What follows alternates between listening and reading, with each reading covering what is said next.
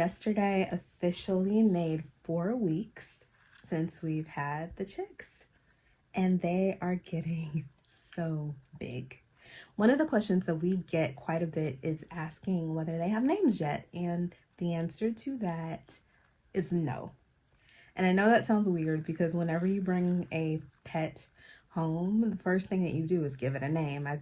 I tried to figure out what I was going to name London and Paris before I even got them home. So it's a little interesting having creatures that live here that don't have names. But what we were told when we first got them was that, back to the chicken math thing, a lot of them, baby chickens are very, very, very fragile and they don't always make it. And some of them might be boys, so that would mean they were roosters. And while we can legally have one rooster, we don't really want any roosters because we don't want a lot of noise and nuisances disturbing our neighbors. So if we do wind up having one or more roosters, we're going to wind up rehoming. And so we tried to wait a few weeks to figure out who they were, what their personalities were, and if they were just going to make it, because a lot of them don't. And so far, they're all still here. So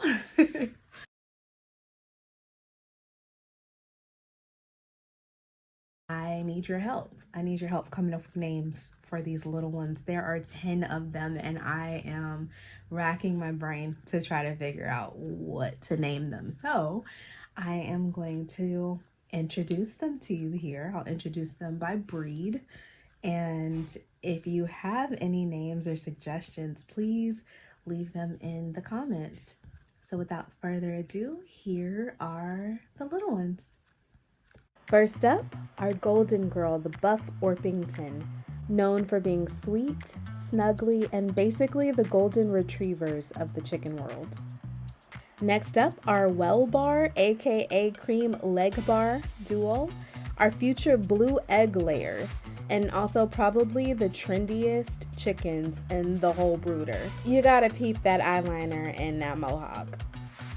Following those two would be our Rhode Island Red Crew. Bold, curious, and let's just say there's some real main character energy happening in this group.